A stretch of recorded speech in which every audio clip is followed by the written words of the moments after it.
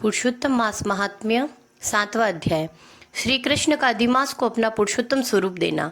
सूत जी बोले कि हे तपोवन, आप लोगों ने जो प्रश्न किया है वही प्रश्न ऋषिवर नारद जी ने नारायण से किया था।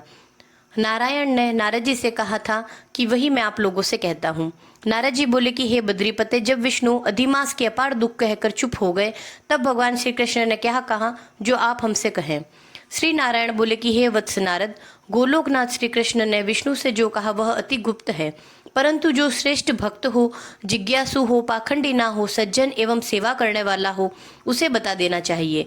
यह गुप्त वचन सुकीर्ति करने वाला, पुण्यात्मा, यश तथा श्रेष्ठ पुत्र देने वाला है, राजा और राज दरबार को वश में करने वाला, दरिद्रता नाशक, पुण्यात्माओं के सुनने योग्य है, अतः भक्ति सहित इसका आचरण करना चाहिए। श्री पुरुषोत्तम बोले कि हे विष्णु, आपने ये बहुत अच्छा किया जो मलमास का हाथ पकड़कर यहाँ ले आए, इससे आपकी लोक में महान कीर्ति होगी। जब आपने अधिमास को अपना लिया है तो मैंने भी इसे अपना लिया है, अतः मैं इसे भी अपने समान सर्वोपरि करूंगा। यह गुण, कीर्ति, प्रभाव, ऐश्वर्य, शक्ति, पराक्रम व भक्तों को वरदान देने में मेरे ही समान गुण वाला होगा। जैसे मैं विश्व में पुरुषोत्तम नाम से प्रसिद्ध हूँ, वैसे ही यह भी पृथ्वी पर पुरुषोत्तम नाम से विख्यात होगा। जो गुण मैंने इसको दिए हैं वे सब मुझ में ही हैं, और मेरा पुरुषोत्तम नाक लोम और वेदों में विख्यात है। हे जनार्दन, वह सभी गुण तुम्हारी प्रसन्नता के लिए आज मैंने इसे दे दिए हैं। अतः हे मधुसूदन, आज से मैं ही इसका स्वामी हूँ। अब इसका पुरुषोत्तम नाम होने से सभी जगत पवित्र हो जाएगा और यह मेरे समान होकर सभी मासों का स्वामी होगा। अब यह जगत पूज्य और विश्व वंदनीय होगा। इसकी जो लोग पूजा, व्रत, आराधना करेंगे उनके सभी दुख दारिद्र्य नाश हो जाएंगे। 12 महीने सकाम है, परंतु मैंने इसके निष्काम कर दिया है। जैसे मैं प्राणियों का मोक्ष दाता हूँ, वैसे ही मैंने इसे मोक्ष को देने वाला बना दिया है। जो कोई निष्काम या सकाम भाव से इस अधिमास को पूजेगा, उसके सभी कर्म भस्मीभूत होकर वह मेरे गोलोक को प्राप्त करेगा, इसमें जरा भी संशय नहीं है।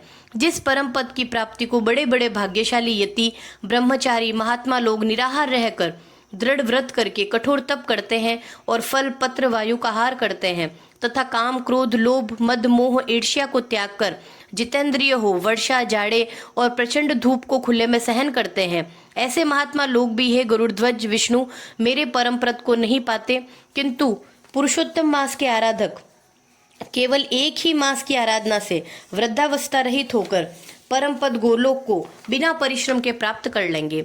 सब साधनों में श्रेष्ठ, धर्म, अर्थ, काम और मोक्ष की सिद्धि देने वाला यह पुरुषोत्तम मास अवश्य सेवन योग्य है। जैसे जोते हुए खेत में बोने से बीज करोड़ गुना बढ़ते हैं, वैसे ही पुरुषोत्तम मास में किया हुआ पुण्य कोटि गुना बढ़ता है। कुछ लोग चातुर्मासादि यज्ञ करके स्वर्ग में जाते हैं और वहां के भोग भोग कर फिर पृथ्वी पर आते हैं, किंतु जो व्यक्ति पुरुषोत्तम मास का आदर से विधि पूर्वक सेवन करता है, वह अपने कुल का उद्धार कर मुझको ही प्राप्त होता है। जो मुझे प्राप्त हो जाता है वह जन्म, मृत्यु, भय से व्याप्त, आदि व्याधि तथा वृद्धावस्था से घिरा हुआ इस संसार में नहीं जन्मता, वहां जाकर फिर लौटना नहीं पड़ता। वही मेरा गोलोक धाम है। ऐसा वेद और उपनिषद का वचन सत्य है जो झूठा नहीं हो सकता। इस मास का स्वामी मैं हूँ, मैंने ही इसको प्रतिष्ठित किया है और अपना पुरुषोत्तम नाम भी इसको दिया है, जिससे इसके भक्तों की चिंता अब रात दिन मुझको रहेगी। अपने भक्तों की सभी कामना मुझको ही पूर्ण करनी है।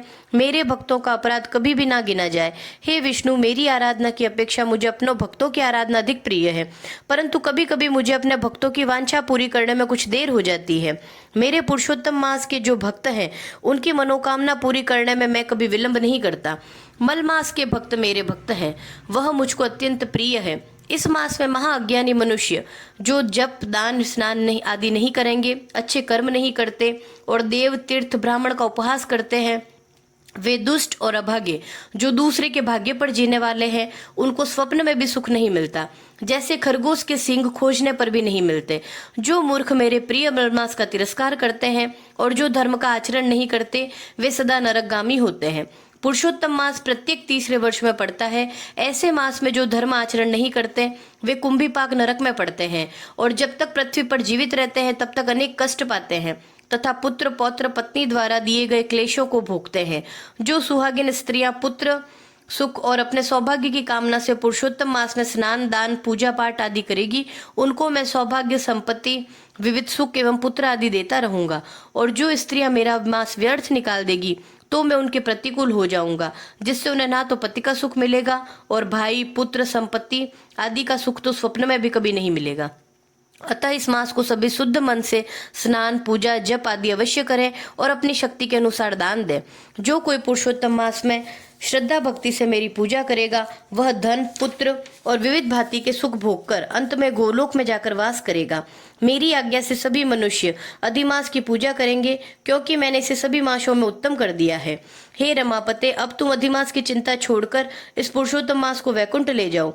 श्री नारायण बोले। इस प्रकार विष्णु श्री कृष्ण के मुख से ऐसे रसीले वचन सुनकर बड़े आनंदित हुए और मलमास को साथ लेकर नवीन मेघ के समान श्याम कांति वाले श्री श्याम सुंदर को प्रणाम करके गरुड़ पर बैठकर शीघ्र ही अपने वैकुंठ को चले गए।